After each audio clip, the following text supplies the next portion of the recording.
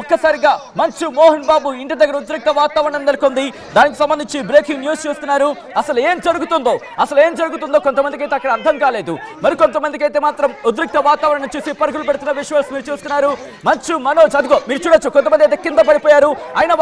అయిన వారిని కూడా వదలకుండా బయటకు తోసేస్తున్న విజువల్స్ మీరు చూస్తున్నారు ఆర్టీవీ స్క్రీన్ మీద. ఉదయం వరకు జరిగింది ఒక ఎత్తు, ఇప్పుడు ఉద్రిక్త వాతావరణానికి దారితీసింది.